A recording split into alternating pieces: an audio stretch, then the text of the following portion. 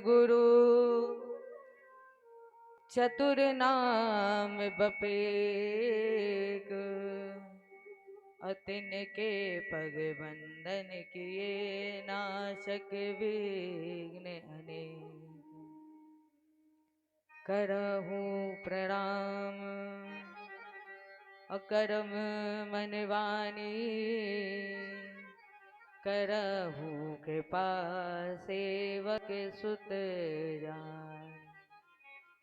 अतुलित बलधामम सरशैलावदेहम, दनुजवन कृशानम ज्ञानिनामग्रगणम्। सकल गुण निधानम वानराणामधीशम, रघुपत प्रिय भक्तम वात जातम नमामि। रघुपत प्रिय भक्तम वात जातम नमामि। जय बोलिए गुरुदेव भगवान की, कृष्ण भगवान की, रामचंद्र की, उमापति महादेव की, आदि शक्ति दुर्गे मैया की, भागवत भगवान की, बजरंग बली की, जय जय श्री राधे, जय जय श्री राधे।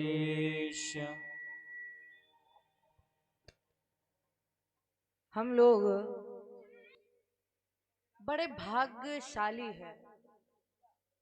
क्यों? क्योंकि जो ठाकुर जी की कथा श्रीमद् भागवत कथा जो देवताओं को दुर्लभ है, वो ठाकुर जी की कृपा से हम सबको सुलभ है।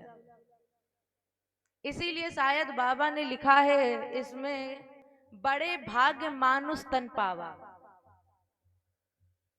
बड़े भाग्य से ये नर तन हमें आपको मिला है, तो क्यों ना इस नर तन को हम भगवान की सेवा में लगाएं, भगवान की शरण में लगाएं। लेकिन एक बात और पढ़िए, रामायण में लिखी गई है, दूसरी बात बाबा ने लिखी है क्या? छित जल पावक गगन समीरा, छित जल पावक,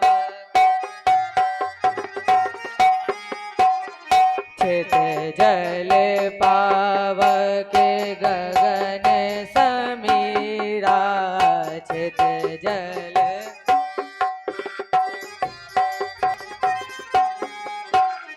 छित जल पावक गगन समीरा, छित जल पावक गगन समीरा, पंच रचित यह, पंच रचित यह अधम शरीरा, पंच रचित यह अधम शरीरा।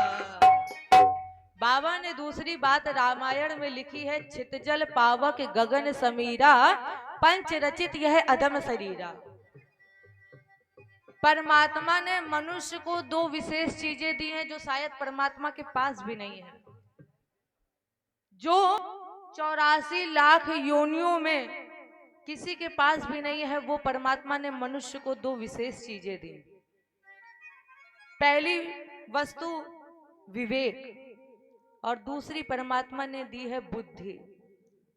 और अगर हम यहाँ पर बुद्धि और विवेक का प्रयोग करें तो एक तरफ बाबा ने लिखा है सुर दुर्लभ, और दूसरी तरफ बाबा ने लिखा है अधम शरीरा।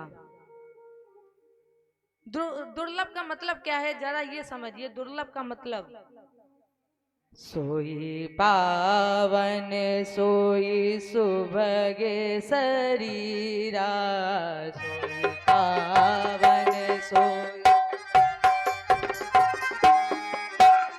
सोई पावन सोई सुभगे शरीरा, सोई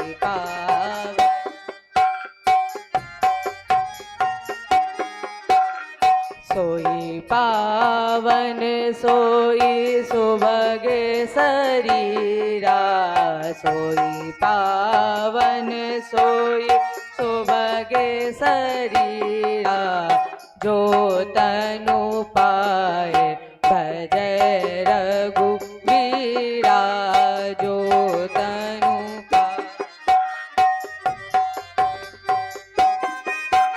सोई पावन सोई सुभग शरीरा, जो तनु पाए भजै रघुवीरा। वो तन श्रेष्ठ है जिस शरीर से हमने भगवान का दर्शन किया है।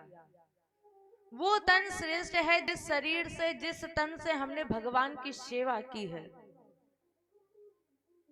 ये दुर्लभ का मतलब है। अब अधम का मतलब समझिए क्या है। अधम का मतलब ये मनुष्य तन मिला और इस मनुष्य तन मिलने के बाद हमने और आपने भगवान का भजन नहीं गाया। फिर जिस तरह से पशु भोजन करते हैं उसी तरह से हम आप भी भोजन करें। बड़ी उपलब्धि नहीं है। ये नर तन मिला, इस नर तन से हम भगवान का भजन करें। आप लोगों को याद होगा, एक श्लोक जूनियर हाई स्कूल में पढ़ते थे, जिन्हें याद हो हमारे साथ गायों कहें। एसाम न विद्या तपो न दानम, अज्ञानम न शीलम, गुणो न धर्म, ते मृत्युलोकेषु भूभारभूता, मनुष्य रूपेण मृगाश्चरन्ति। एसाम न विद्या, ये तन मनुष्य मिला, इस तन में विद्या नहीं, विवेक नहीं, तप नहीं, तो क्या ये मनुष्य शरीर मनुष्य का है? आइए इसको और थोड़ा सरल कर दे। लिखा गया है, क्या बाबा ने कहा है।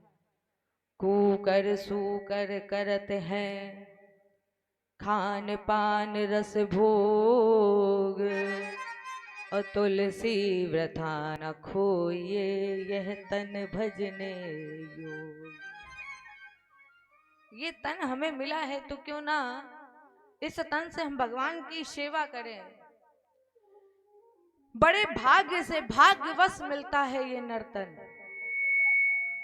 ये मनुष्य तन उन्हें मिलता है जो भाग्यशाली होते हैं। तो जब हमारे ऊपर बिहारी जी की कृपा हुई है तो हम और आप क्यों ना बिहारी जी से कहें, हे प्रभु हम तुम्हारे थे प्रभु जी। ये नर तन मिला तो क्यों ना उसकी कृपा से मिला है, उनको धन्यवाद करें। ठाकुर जी मुझे नहीं पता आप मेरे हो नहीं हो, ये नहीं जानता, लेकिन ठाकुर जी इतना मुझे पता है कि मैं आपके हूं। अरे फिर जब आप उनके हो जाओगे तो कहीं ना कहीं किसी ना किसी तरह से उनको हमारा होना ही पड़ेगा। तो कहें, ठाकुर जी से कहें, हम तुम्हारे थे प्रभु जी, हम तुम्हारे हैं, हम तुम्हारे ही रहेंगे, ओ मेरे प्रियतम। हम तुम्हारे थे प्रभु जी, हम तुम्हारे हैं, हम तुम्हारे हैं प्रभु जी, ओ मेरे प्रियतम। हम तुम्हारे थे प्रभु जी, हम तुम्हारे हैं, हम तुम्हारे ही रहेंगे, ओ मेरे प्रियतम।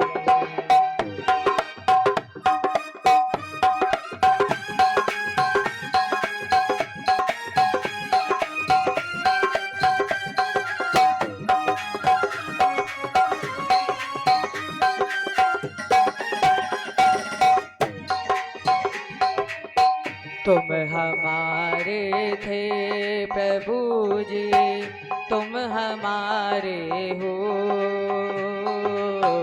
तुम हमारे ही रहोगे ओ मेरे प्रियतम।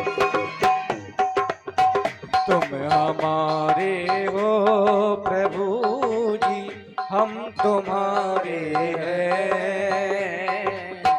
तुम हमारे ही रहोगे ओ मेरे प्रियतम। हम तुम्हारे हैं प्रभु जी, तुम हमारे हो,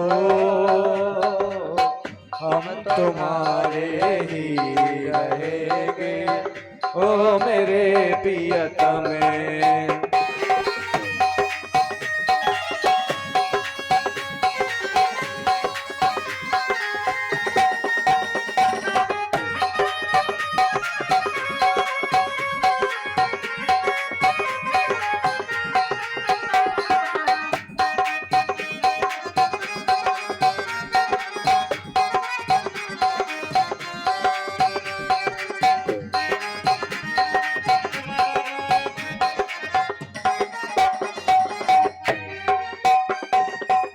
तुम्हें छोड़े सुने नंद दुलारे, कोई ना मीत हमारो। तुम्हें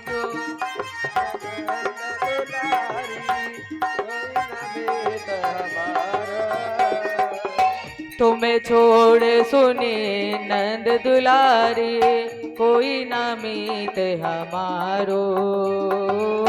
किसके नंद दुलारे, कोई न मीत हमेरो।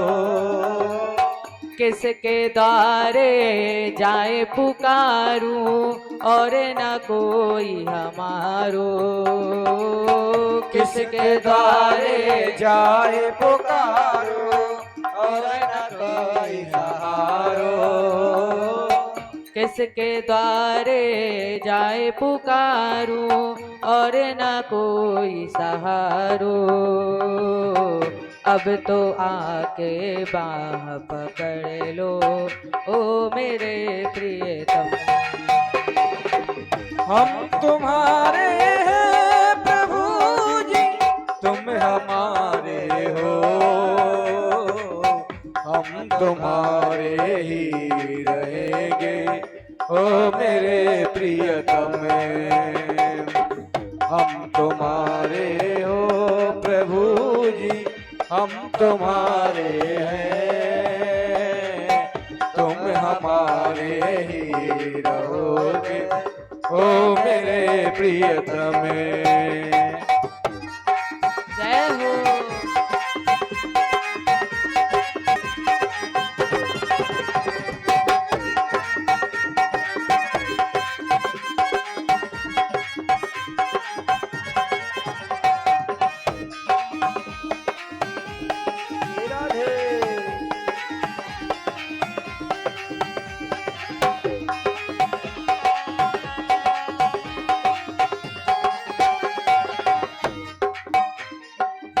तेरे कारण सब जग छोड़ा, तुम संग नाता जोड़ा।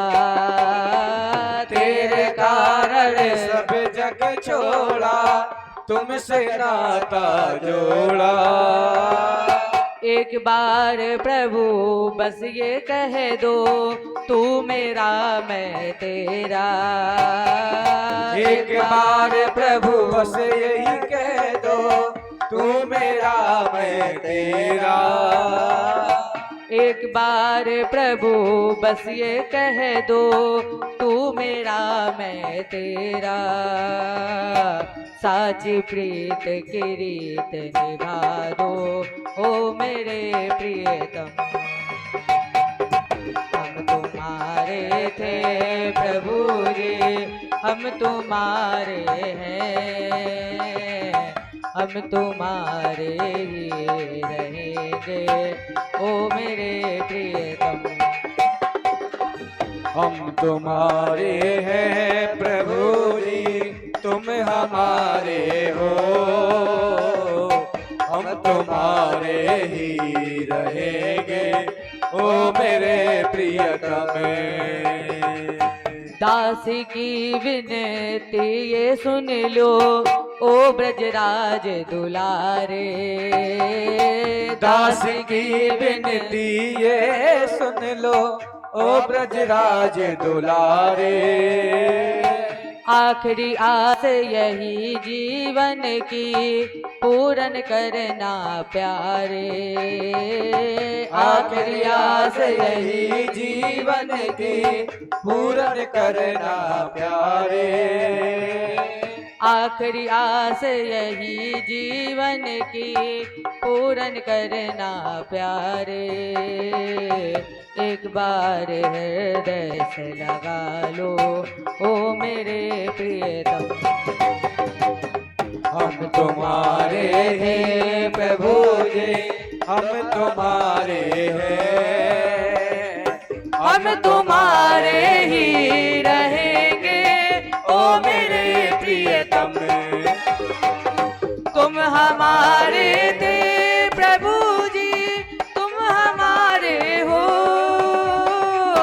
हम तुम्हारे ही रहेंगे ओ मेरे प्रियतम। हम तुम्हारे ही रहेंगे ओ मेरे प्रियतम। हम तुम्हारे ही रहेंगे ओ मेरे प्रियतम। हम तुम्हारे थे प्रभु जी, हम तुम्हारे हैं,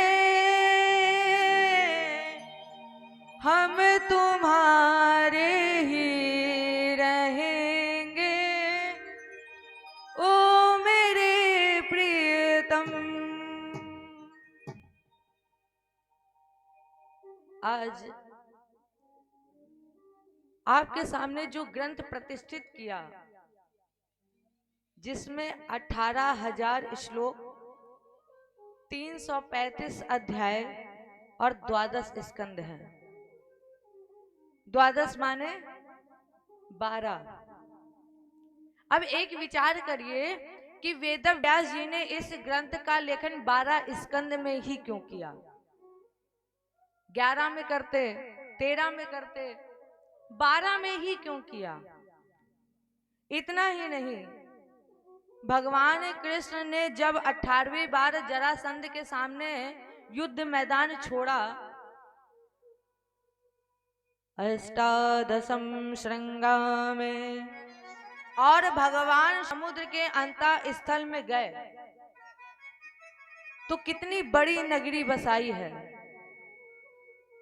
इति समंत्र भगवान दुर्गा 12 योजनम अंतः समुद्रे नगरे कृतस्नात भूतम टीकरत। भागवत जी के ग्रंथ में स्कंद है 12, और भगवान ने अपने रहने के लिए जो नगर बसाया उसमें योजन है 12। इतना ही नहीं, जब हम और आप वासुदेव भगवान का मंत्र जाप करते हैं तो उसमें भी अक्षर है 12। कौन सा मंत्र? ओम नमो भगवते वासुदेवाय, ओम नमो भगवते वासुदेवाय, ओम नमो भगवते वासुदेवाय, ओम नमो भगवते वासुदेवाय। वासुदेवाय नंदनंदनाय, वासुदेवाय नंदनंदनाय, वासुदेवाय नंदनंदनाय, वासुदेवाय नंदनंदनाय। ओम नमो भगवते वासुदेवाय, ओम नमो भगवते वासुदेवाय, ओम नमो भगवते वासुदेवाय। तो इस मंत्र में अक्षर है 12, द्वारका में योजन है 12 और हमारा ये मानना है कि इस मनुष्य के शरीर में अंग है 12। कैसे? 5 ज्ञानेंद्रियां, 5 कर्मेंद्रियां, 1 मन और 1 बुद्धि। कितनी हुई? 5 5 10 1 11 और 1 12, बुद्धि भी तो है। तो इस शरीर के अंग हैं 12। अच्छा आप बताइए, इस शरीर में से अगर किसी एक को भी निकाल दिया जाए तो क्या ये शरीर रहेगा?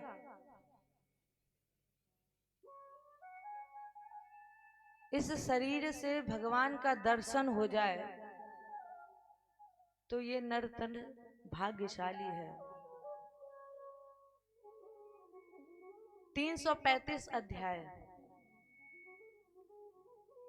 अब राजन आप जरा विचार करिए, 335 को जोड़िए, 3 3 6 5 11। अब आप लोगों से एक प्रश्न है कि अगर एक में हम एक को मिला दें, एक में अगर हम एक को मिला दें तो क्या बनेगा? ना 2 बनेगा ना 11 बनेगा ना। हम आपसे ये नहीं कह रहे कि एक में एक को जोड़ो, हमने आपसे ये कहा है कि एक में एक को मिला दो। और प्यारे जब एक में एक को मिला दोगे तो वो एक ही बनेगी। इसी तरह अगर हम परमात्मा से घुल जाएंगे, परमात्मा से मिल जाएंगे तो प्यारे हम एक ही तो हो जाएंगे। जब तक हम परमात्मा से नहीं मिलेंगे हम तब तक अलग हैं, लेकिन जब हम आप परमात्मा से मिल जाएंगे तो फिर हम और आप एक हो जाएंगे। हमें आपको पूर्णता ही तो प्रदान करनी है। इसके बाद 18,000 एक ब्रह्म है और 8 माया है। अच्छा 8 और 1 को जोड़ो तो कितना बनेगा? 9। 9 पूर्णता ही तो अंक है, पूर्ण का ही अंक है। तो मानो हमें और आपको पूर्णता ही प्रदान करनी है। इसीलिए शायद बाबा ने लिखा है, बिन जाने न होए प्रतीत और बिन प्रतीत होए नहीं प्रीत। भागवत है क्या? भागवत का पहला मतलब है भागवत के प्रथम श्रेणी का भक्त। हम भगवान के भक्त बने तो भागवत का दूसरा अभाव है भाग्यवश। अगर हम भगवान के भक्त बने तो दूसरा अभाव है भाग्यवश। तो फिर जब हमें भाग्यवश मिला है तो इससे भागिए मत। इस पद्म पुराण के महत्व का पहला श्लोक है जिसे हम और आप सभी लोग उच्चारण करते हैं, भागवत जी का मंगलाचरण। और मेरी दृष्टिकोण में 18,000 श्लोकों का सार ही इसी श्लोक में है। सच्चिदानंद रूपाय वेशोत्पत्त्यादि हेतवे तापत्रय विनाशाय श्री कृष्णाय वयं नमः। सच्चिदानंद, जिसकी आप कथा सुन रहे हैं उसका कोई नाम नहीं है, वो तो स्वयं जगतपति जगत पिता है। आप लोगों ने कई बार कृष्ण जन्मोत्सव मनाया होगा, कई बार सुना भी होगा। तो जब भी हमारे आचार्य लोग भगवान को बुलाते हैं तो 9 बार सत्य कहकर बुलाते हैं। सत्य व्रतम सत्य परम तसत्यम असत्य योनिम निहितम च सत्य सत्यस्य सत्यम मृत सत्य नेत्रम असत्यात्मकम त्वाम शरणं प्रपन्ना। 9 बार सत्य कहकर बुलाते हैं। चाणक्य जी ने भी लिखा है, सत्येन धार्यते पृथ्वी असत्येन तपते रवि असत्येन वातु वायुष्ये सर्वे सत्यम प्रतिष्ठितम सत्येन धारते पृथ्वी। ये जो कुछ भी टिका हुआ है प्रभु, जो कुछ भी हम दर्शन कर रहे हैं, ये सब सत्य की धुरी पर ही टिका हुआ है। सब कुछ जो भी दृष्टि गोचर हो रहा है, सब सत्य की धुरी पर टिका है।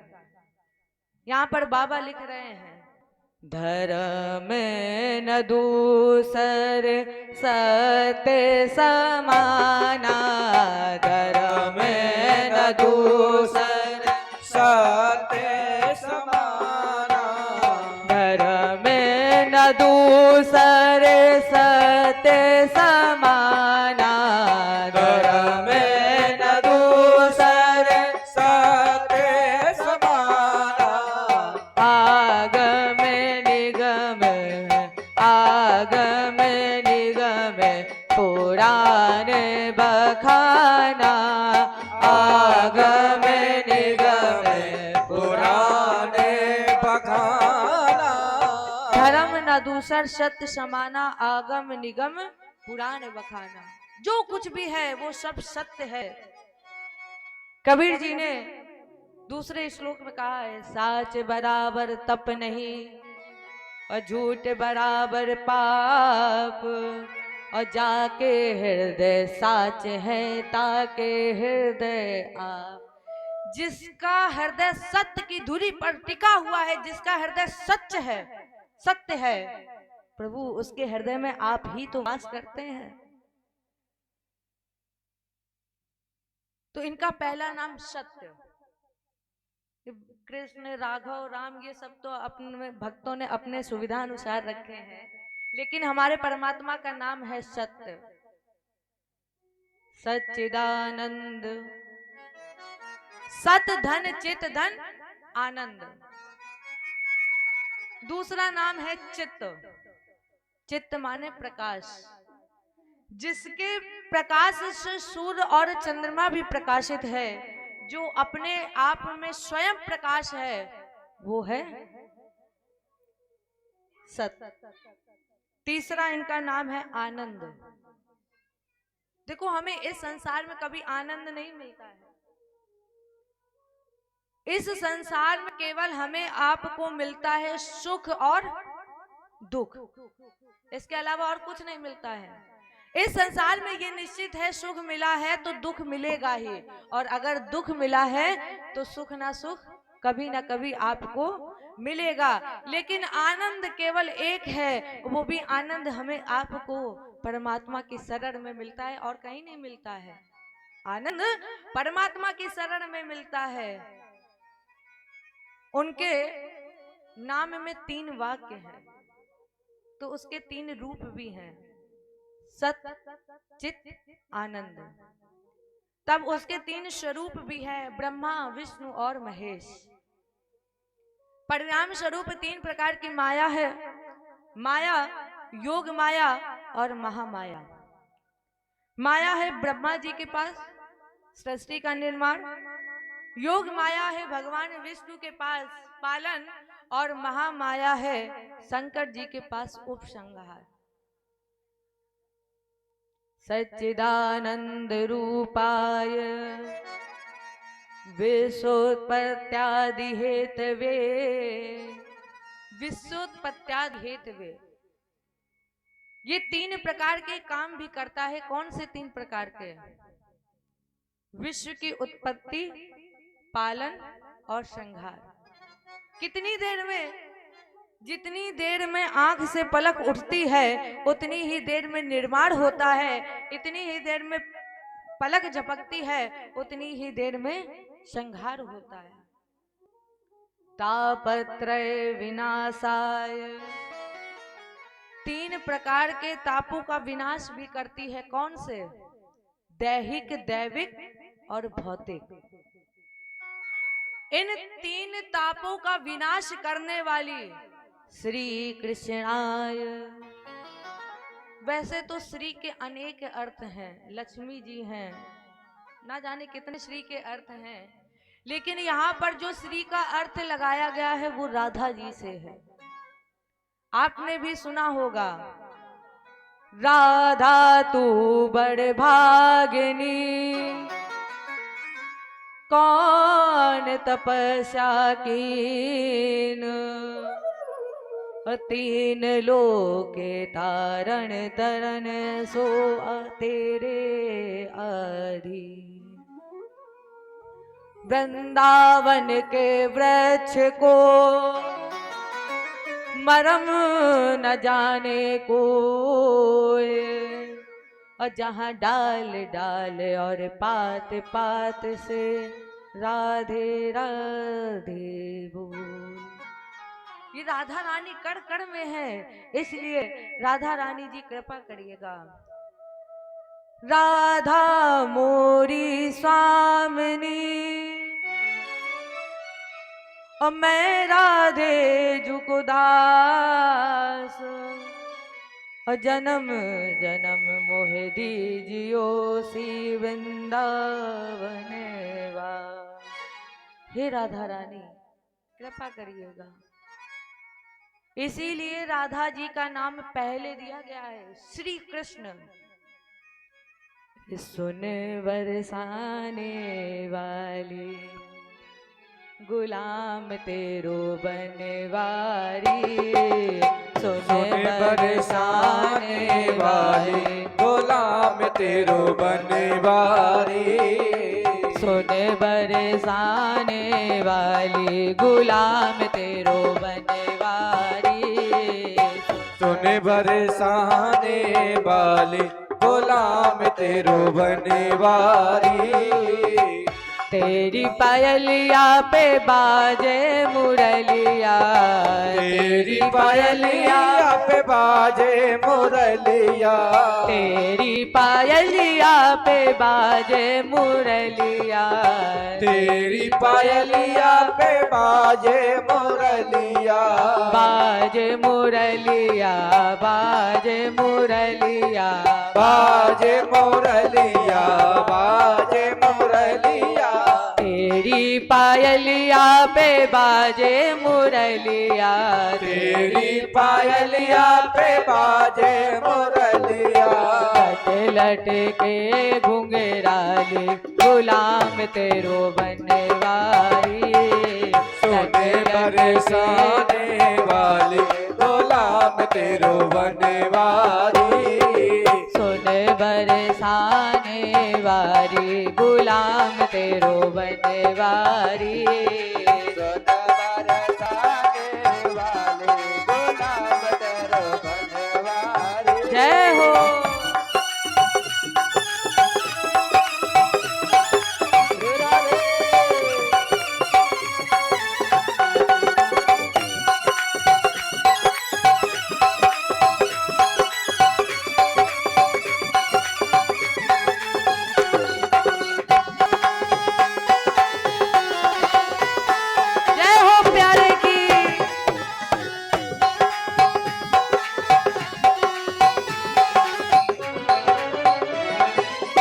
चांद से मुखड़े पे बड़ी बड़ी अखियाँ, चांद से मुखड़े पे बड़ी बड़ी अखियाँ, चांद से मुखड़े पे बड़ी बड़ी अखियाँ, चांद से मुखड़े पे बड़ी बड़ी अखियाँ, बड़ी बड़ी अखियाँ, बड़ी बड़ी अखियाँ, बड़ी बड़ी अखियाँ, बड़ी बड़ी अखियाँ।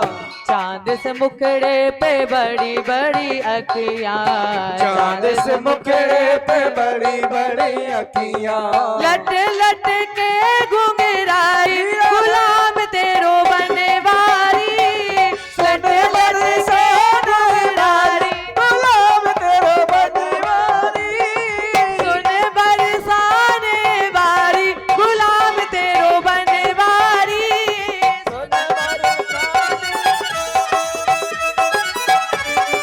जय हो।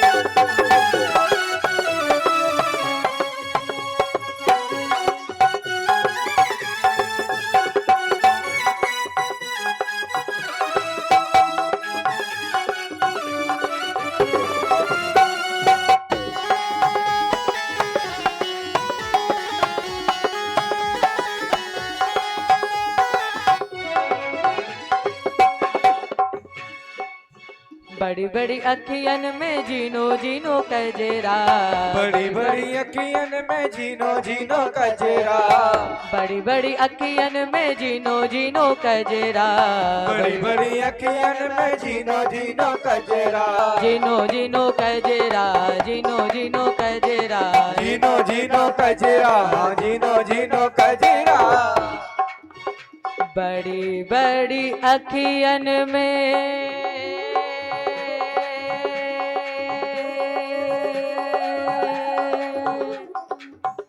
जीनो जीनो कजरा,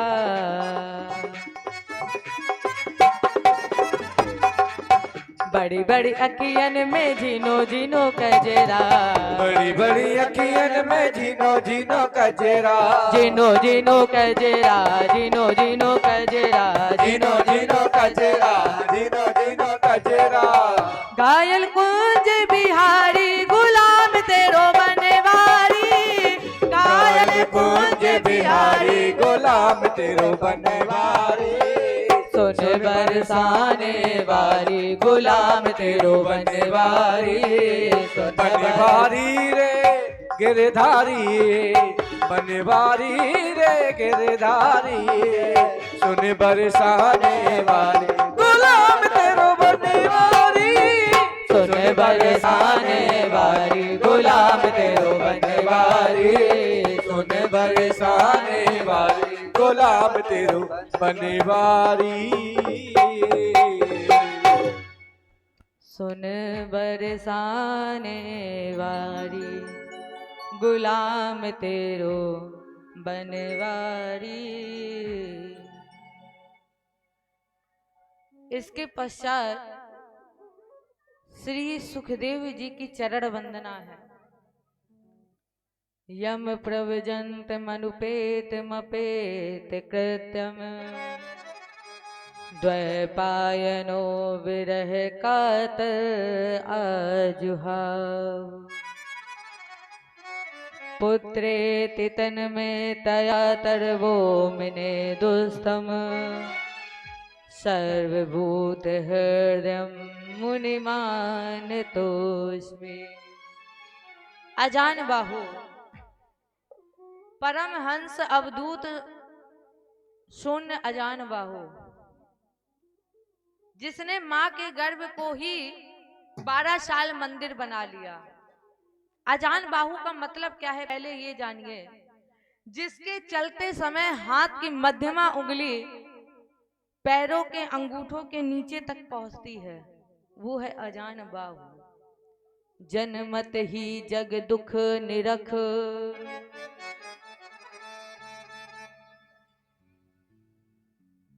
सुखदेव जी ने जब सारे जगत व्यवहार को देखा, जनमत ही जग दुख निरख, नरा लपेटे अंग, भाग चले सुखदेव जी, लगे पिताजी संग।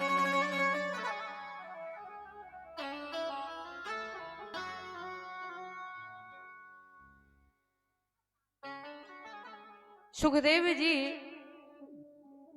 जैसे ही जन्मे, नारा भी नहीं कटा, भाग खड़े हुए। वेद व्यास जी पीछे से चिल्ला रहे हैं, बेटा लौट आओ। लेकिन सुखदेव जी अपनी मस्ती में ही भागे जा रहे हैं। सुखदेव जी जानते हैं कि मैं अगर इस संसार में जगत व्यवहार में आ गया तो मैं माया मोह के बंधन में बंध जाऊंगा। वेद व्यास जी की पत्नी अरणी छत पर बाल सुखा रही थी। सुखदेव जी गर्भ में ही प्रविष्ट हो गए।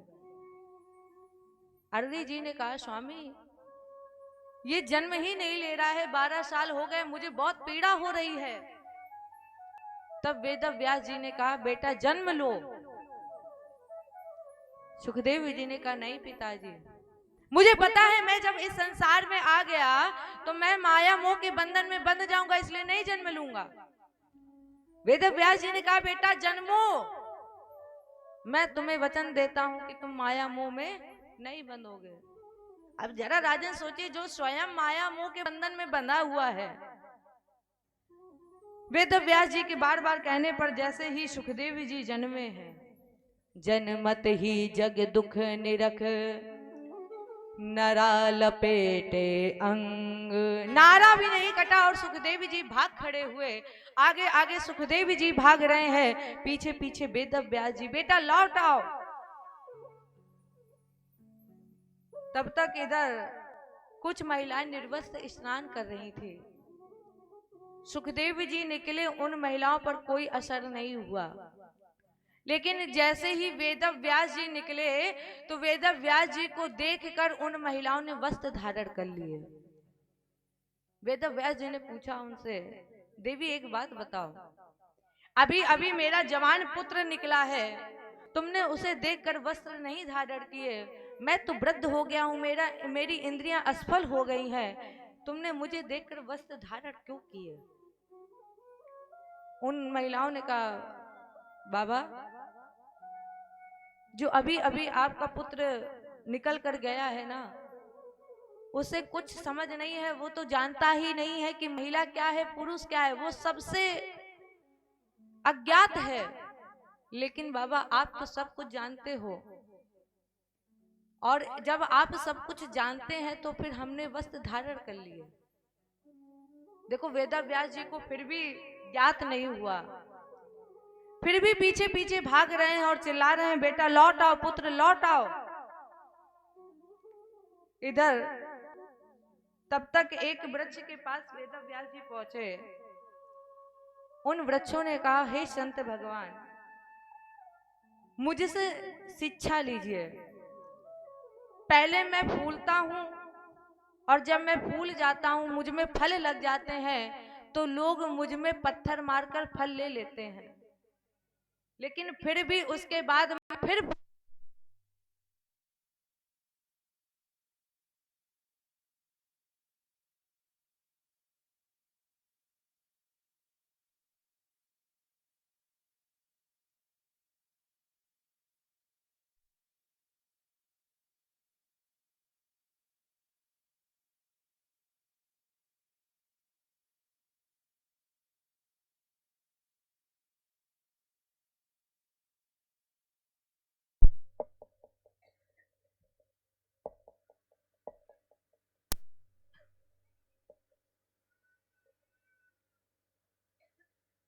इसके बाद मैं फिर फूलता हूं, फिर मुझ में फल लगते हैं, फिर पत्थर मारते हैं। अर्थात संत का हर कार्य समाज के लिए होना चाहिए, भगवान के कल्याणार्थ होना चाहिए। तब वेद व्यास जी को ज्ञात हुआ, वेद व्यास जी लौट करके वापस आए। सुखदेव जी एकांत में गुफा के अंदर बैठ करके निराकारों का आसक्त समाधिस्थ हो गए। ऐसे परमहंस संस्कार शून्य अजान बाहु कृष्ण स्वरूप राधा जी के कृपा पात्र शिशु परमहंस के श्री चरणों में कोटि सा प्रणाम, वंदन और नमस्कार। इसके बाद इस पुराण को गाने के लिए एक स्थान का चयन किया गया, जिस स्थान का नाम है नैमिष। नैमिष का महत्व लगभग हर पुराण में आधारित है। विष्णु पुराण के आधार पर यह अवध प्रांत में सीतापुर जिले में स्थित है।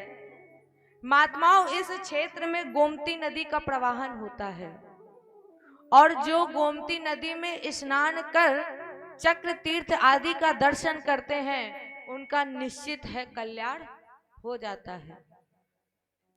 इसी नैमिषारण्य सूत्र में और शैक्षिक संवाद के रूप में एक दो श्रोता नहीं, बल्कि 88,000 ऋषियों में जो प्रधान ऋषि, उनका नाम है शौनक।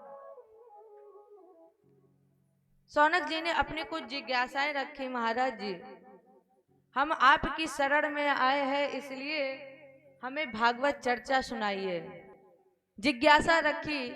क्या जिज्ञासा रखी ये आपको बाद में पता चलेगा। आइए एक बार छोटा सा प्यारा सा भजन गाते हुए कहते हैं, गोविंद मेरो है, गोपाल मेरो है। गोविंद मेरो है, गोपाल मेरो है। गोविंद मेरो है, गोपाल मेरो है। गोविंद मेरो है, गोपाल मेरो है। शिवा के बिहारी नंदलाल मेरो है।